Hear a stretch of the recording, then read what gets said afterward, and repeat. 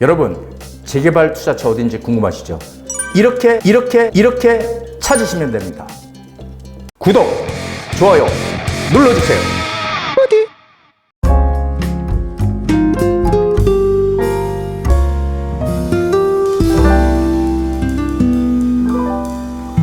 부동산 DJ. 안녕하세요. 부동산 DJ 한정훈입니다.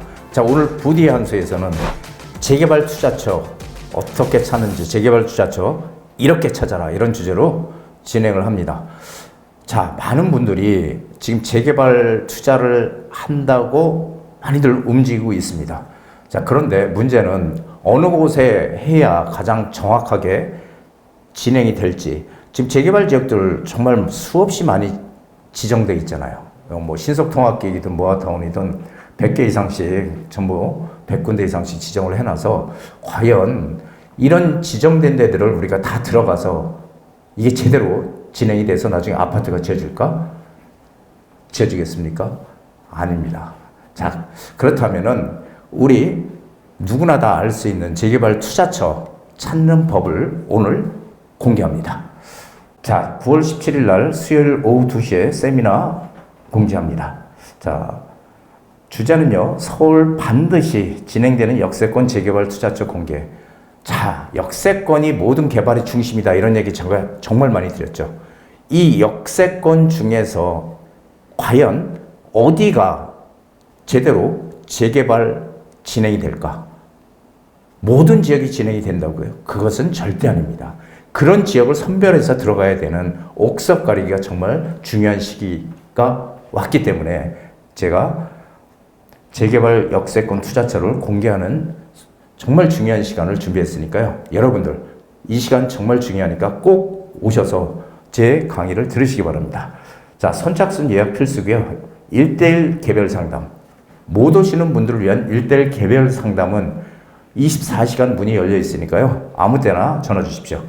자, 지금까지 가지고 계속 계셨던 부동산들, 오피스텔부터 뭐 단독주택, 상가, 아파트, 재개발 빌라, 이런 것들 과연 어느 것을 남겨놓고 어느 것을 팔아야 될지, 아니면 지금 뭔가 투자를 하려고 하는 분들 과연 어느 곳에 투자를 해야지 이익을 극대화할 수 있을지, 이런 것들에 대한 명쾌한 상담을 해드리도록 합니다. 자, 오늘 주제입니다. 정부 정책 방향이, 제가 뭐라고 했어요? 지난 정부도 마찬가지고 현 정부도 마찬가지고 공급에 방점이 찍혀있다, 이런 얘기 예전부터 드렸었죠.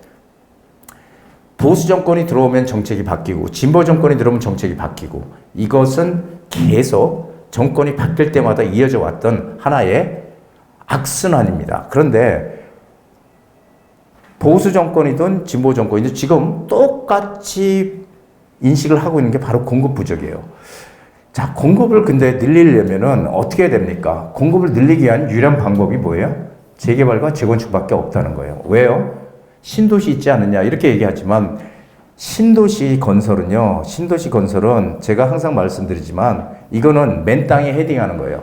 즉 아무것도 없던, 인프라가 아무것도 없는 지역에 도로도 만들어야 되고 일자리도 만들어야 되고 집도 쳐야 되고 상가도 만들어야 되고 교통망도 만들어야 되고 모든 걸 새롭게 만들어야 되니까 시간이 너무너무 많이 걸립니다, 사실. 그래서 이 신도시 개발은 이게 시간이 너무 많이 필요한 거거든요. 근데 구도심에 개발을 할 수 있는 유일한 방법이, 구도심은 빈 땅이 없잖아요. 다들 집이 들어와 있고 건물들 들어와 있으니까 유일한 방법이 낡은 달동네 부숴서 새집 짓는 재개발, 그리고 낡은 아파트 부숴서 새집 짓는 재건축, 이거밖에 없다는 거죠. 그래서 재건축 재개발을 활성화시키겠다는 게 지금 지난 정부도 마찬가지고 현 정부도 똑같이 지금 필요성을 느끼고 진행을 하고 있는 것입니다. 자, 도심의 공급을 늘리는 유일한 방법 뭐라 그랬어요? 재개발과 재건축이라고 그랬죠. 재개발과 재건축이 빠르게 진행이 된다면 지금 서울의 가장 문제가 뭐예요? 서울의 집값이 가장 오르는 가장 큰 이유는 뭐예요? 공급이에요. 공급 부족. 이 공급 부족이 계속 누적이 되다 보니까 지금은 이 공급 부족이 완전히 하나의 이슈로 자리 잡고 있죠. 그래서 이 공급을 어떻게든지 빨리 늘려야 된다. 그러니까 근본적으로 집값을 안정화시키는 방법의 가장 좋은 방법은요, 공급을 늘리는 거거든요. 자, 그래서 이 공급 부족을 위해서 공급을 늘리겠다. 이거는 재개발 재건축이 빠르게 진행이 된다면 이거 충분히 공급 부족을 해소할 수 있겠죠. 그런데 지금 재개발 재건축이 빠르게 진행이 되고 있습니까? 안 되고 있죠. 그리고 또 하나, 재개발과 재건축 중 뭐 지정된 데들은 무수하게 많습니다. 그런데 과연 그런 것들이 제가 항상 말씀드리지만 다 진행이 될까요? 오세훈 시장 임기 내년 6월, 내년에 지방선거 있죠. 내년에 만약에 오세훈 시장이 만들어 놨던 그런 것들, 신속통합기획이니 모아타운이니 역세권 개발이니 등등 이런 것들이 만약에 시장이 바뀌면 과연 다 진행이 될 수 있을까요? 물론 모아타운이니 신속통합계획이니 이런 게 없어지지는 않겠죠. 당연히 없어지진 않아요. 만들어 놨기 때문에. 하지만 진행이 과연 되느냐 안 되느냐하고는 틀리는 얘기죠. 만들어만 그 이름 명칭만 그냥 유지하고 있으면 뭐합니까? 진행이 돼야지. 그래서 그런 누가 오든 시장으로 누가 오든 바뀌지 않는 그런 지역들, 그런 옥석 가리기가 정말 필요한 시점입니다. 이 얘기는 제가 예전부터 많이 했지만 여러분들 많이 공감 못 하셨을 거예요. 재개발 구역으로 정부에서 지정해 놨으니까, 서울시에 지정해 놨으니까 이건 진행이 될 거야. 가지고 있으면 돈이 될 거야. 이렇게들 생각하셨다면 이제는 그 생각을 싹 바꾸셔야 된다는 거예요. 정말 진행이 안 될 때 가지는 분들은 어떻게 해야 돼요? 바로 이때 손절매라는 용어가 나오죠. 손해를 부르더라도 팔고 매도하고 더 큰 이익이 날 수 있는 곳으로 빨리 갈아타기를 해야 되는 그런 중요한 시점이라는 거예요. 이런데도 여러분들 손 놓고 있으시겠습니까? 될 것과 안 될 곳을 찾아낼 수 있느냐 없느냐가 고수와 하수의 차이점이라는 거죠. 제가 항상 말씀드리지만. 자, 한번 보시자고요. 재개발 투자는요, 여러분들 재개발 투자 되게 어렵게들 생각하시는데요. 어렵게 생각할 거 하나도 없습니다. 재개발 투자는요, 반드시 초기 단계에 들어가세요.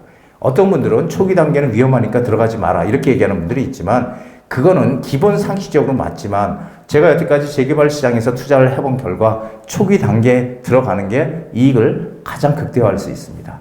왜냐하면은 초기 단계는 누구나 할 수 있어요. 초기 단계는 투자금이 가장 작게 들어갑니다. 투자금이요.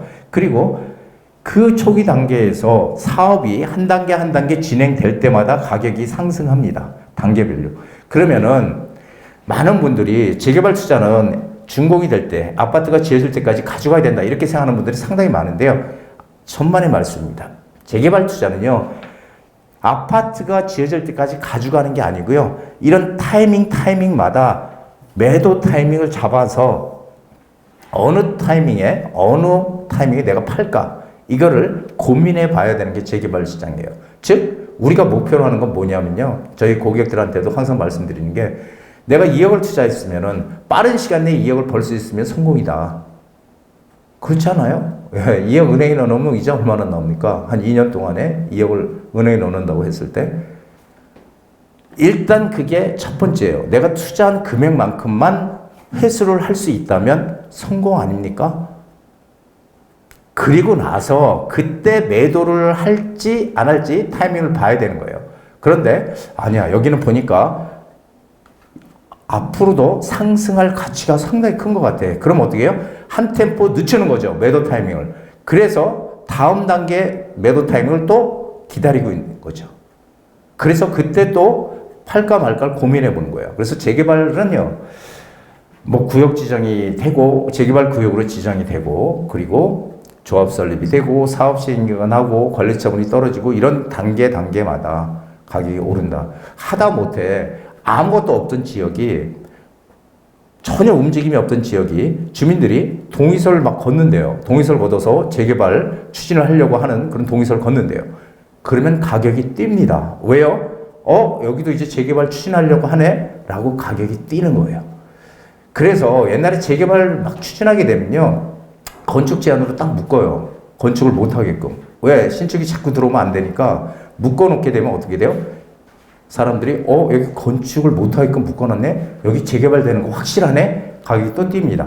이런 단계마다 가격이 뛰기 때문에 이때 매도 타임을 잡아서 매도를 할지 아니면은 좀 더 가져갈지를 판단하는 거예요. 그래서 재개발 투자를 10년을 보고 한다, 20년을 보고 한다? 이거는 말도 아닌 얘기죠. 물론 제가 항상 말씀드렸듯이 가장 최선은요, 끝까지 가져가는 거예요. 10년이 걸리든 20년이 걸리든 끝까지 가져가는 겁니다. 그러면은 가치가 엄청나게 높아져서 나중에 새 아파트가 져졌을 때 가격이 크게 오르는 거예요. 가치가 커져. 한남 뉴타운 2003년도에 지정됐습니다. 지금 지어졌나요? 아직 안 지었잖아요. 아직 멀었어요. 가격은 올랐나요? 엄청 올랐습니다. 하지만 시간이 너무 많이 걸려. 앞으로도 2003년도에 지정되는데요. 앞으로도요. 제일 빨리 가는 한남 3구역이 최소한도 착공을 해서 준공까지 아파트가 지어질 때까지 한 4년 이상 기다려야 돼요. 그럼 거의 30년 가까이 되거든요. 그때까지 기다릴 수 있나요? 기다릴 수 있으면 대박이 나는 거예요. 근데 재개발 투자는 본래 그런 게 아니다. 타이밍마다 팔 수 있는 그런 타이밍을 잡아야 된다. 이런 얘기를 드리는 겁니다. 단계마다. 자, 한번 보시죠. 재개발 투자 초기 단계 지역을 찾는 법입니다. 초기 단계. 자, 재개발 추진하다 해제된 지역들 있죠. 해제된 지역. 막 추진하다가요, 갑자기 막 해제가 해제가 돼가지고, 이쪽 옆에 구역은 진행을 하는데 또 옆에 구역은 해제가 되고 막 이래요. 그러니까 이게 대표적으로 장인 뉴타운이 그런데요. 이 장인 뉴타운이요, 이게 은평 뉴타운 다음으로 규모가 가장 큰 뉴타운이에요. 그래서 이게 지금 몇 구역까지 있습니까? 14구역까지 있는데 여기서 요 노랗게 표시된 데들 있죠. 여기.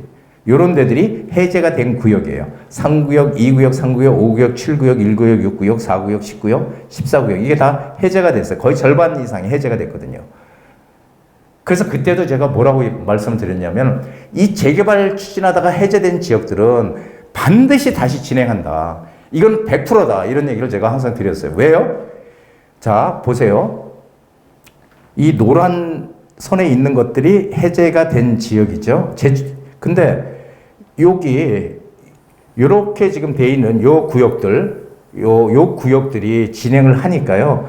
아파트가 들었으니까 이 나머지 구역들은 낡은 동네고 여기는 새 아파트가 들었으면서 환경도 바뀌고 환경도 좋아지고 가치가 훨씬 올라갔잖아요. 그렇죠. 그러니까 이 노란 데 있는 2구역, 3구역, 5구역, 7구역, 1구역, 6구역, 4구역, 10구역 여기 있는 주민들이 야, 이거 안 되겠다. 우리도 하자. 우리도 다시 하자. 해서 지금 다시 추진을 하는 구역들이에요. 재추진 다 하고 있습니다. 자, 첫 번째. 재개발 추진하다가 해제된 지역은 주변 지역들이 하기 때문에 결국은 따라서 한다. 그래서 반드시 진행한다. 이거 꼭 기억해 놓으셔야 됩니다. 바로 두 번째. 재개발 투자 초기 단계 지역 찾는 법. 예전부터요, 전혀 개발이라고는 상상할 수 없는, 여기는 무조건 개발 안 돼. 왜요? 왜 안 될까요? 왜 안 된다고 단정을 할 수 있을까요? 왜냐하면 상가들이 많고 그러면은 주민들이 반대가 심해가지고 아예 안 되는 곳이에요. 그게 바로 여기 용답동이에요. 예전부터 전혀 개발 얘기도 없던 곳이에요. 근데 거기서 여기가 지금 청계 리버뷰 자이라고 해서 여기 지금 재개발 공사하고 있거든요. 바로 답심역 역세권에 있는 아파트입니다. 근데 여기가 이쪽 라인이 용답동이에요. 성동구 용답동인데 바로 여기는 뭐예요? 청계천이 있고요. 그래서 본래는 여기가 침수 지역 중에 하나였어요. 청계천에 물이 넘쳐서 침수가 되고 하여튼 지금은 안 그렇지만 침수 지역이었는데 이쪽 주민들이 여기가 다 똑같은 동네예요. 그러니까 상가가 1층이 상가고 2층은 주택 이런 식으로 많이 구성이 되어 있고 시장까지 있거든요. 여기가 재래시장. 그러니까 무조건 여기는 재개발 누구나 가서 전문가들이 보면은 여기는 재개발 불가능한 곳 이렇게 생각을 하고 저도 마찬가지로 생각을 했던 곳입니다. 그런데 여기가 어쨌든 뭐 침수가 돼서 이거를 그런 요건으로 주민들이 동의를 해서 재개발을 딱 추진을 하니까 이 두 구역은 그냥 가만히 보고만 있었죠. 두 구역은 보고만 있었는데 여기가 막 올라가고 가격이 막 오르니까 어떻게 해요? 여기 주민들도 어떻게 해요? 야, 우리도 안 되겠다. 다시 하자. 다시 우리도 추진하자 해서 두 개로 나눠서 용답 1구역, 용답 2구역 이렇게 해서 지금 진행을 하고 있습니다. 여기가 역세권 개발로 본래 둘 다 추진을 했었는데요. 역세권 개발이 무산이 됐죠. 왜냐하면은 갑작스럽게 서울시에서 역세권의 최대 면적을 팍 축소하는 바람에 여기가 두 개가 물 먹었어요. 그래가지고 안 돼서 지금은 신속통합기획으로 신통으로 지금 진행을 하고 있는 곳입니다. 여기가. 자, 바로 용담역 있고 답심역 있고 역세권이죠. 그래서 뭐예요? 전혀 개발이 안 되는 지역인데 전체 중에서 한 곳이 재개발 추진을 해서 움직이게 되면은 어떻게 해요? 주변도 결국은 진행한다. 이것도 100%입니다. 그래서 이런 것들을 눈여겨 보셔야 된다는 거예요. 자, 또 하나 사례요. 그 동네가 다들 아파트들이 다 들어왔어요. 재건축을 해서 새롭게 아파트들이 들어왔는데 아파트가 없는 곳이 있어요. 자, 여기 보면은 여기가 청량리, 여기가 이제 청량리 여기 있고요. 그리고 여기가 전농동인데 여기 보시면은 레미안 크래시티 해서 동대문 롯데캐슬 노블레스 주변이 다 뭐예요? 아파트예요. 여기는 청계 한신 U+ 다 아파트예요. 그런데 여기만 뭐예요? 단독주택 빌라 밀집 지역이요. 자, 이러면은 이런 데는 안 할까요? 안 할까요? 이런 데는 100% 하는 거예요. 왜 그러냐면은 조금 전에 말씀드렸듯이 다 아파트로 둘러싸여 있어요. 그런데 이쪽 동네는 여기는 전부 낡은 골목도 좁고 낡은 단독주택 밀집 지역이에요. 빌라 밀집 지역. 자, 이런 곳들은 어때요? 그 옆에는 다 개발이 돼가지고 새롭게 아파트들이 대규모로 들어오고 해서 생활도 쾌적해지고 살기도 편한데 여기는 예나 지금이나 몇십 년 동안 낡은 골목, 낡은 동네로 있는 거예요. 그러면은 여기가 개발이 안 될까요? 이건 100% 개발하게 돼 있어요. 그래서 자, 세 번째, 아파트 지역에 둘러싸여 있는 단독 빌라 밀집 지역. 여기는 100% 한다. 라고 생각하시면 되겠습니다. 자, 마지막으로 주변에 변화가 크게 생기는 곳, 즉 개발 호재가 있거나 양질의 일자리가 크게 생기는 곳들, 이런 곳들도 개발이 된다는 거죠. 여기는 양재동입니다. 양재동. 여기가 자, 양재 시민의 숲역, 그렇죠? 여기는 양재역 이렇게 돼 있습니다. 근데 여기 보면은요, 요쪽을 도로를 중심으로 해가지고 여기서 욜로 넘어가면 여기는 강남구고요. 강남구. 이쪽은 서초구입니다. 서초구. 근데 양재 시민의 숲역 요쪽 라인이 지금 낡은 단독주택 빌라 밀집 지역이에요. 바로 여기 개포동 가면은요, 바로 건너가면요, 개포 레미안 포레스트가 34평이 35억에서 37억 가고요. DH 퍼스트이어 아이파크가 지금 한 40억 갑니다. 30평대가 34평이 33평 이런 게 40억. 여기가 개발이 안 될까요?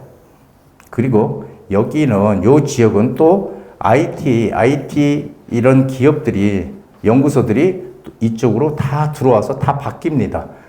개발 계획이 겹쳐 있어요. 지금 여기가 모아타운으로 추진을 하다가 지금 지지부진한데 모아타운 플러스 각 연구소들, LG 연구소 이런 연구소들이 여기 왕창 들어옵니다. 양질의 일지가 엄청 생기는 것이죠.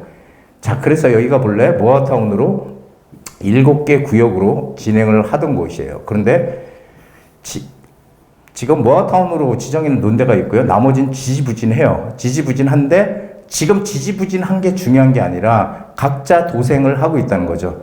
그 모아타운 말고 다른 곳으로 또 역세권 개발적으로 추진을 하는 그런 곳이 있다는 거예요. 근데 여기랑 이쪽이랑의 차이점을 한번 보면요. 이쪽은 가장 중요한 지하철이 좀 멉니다.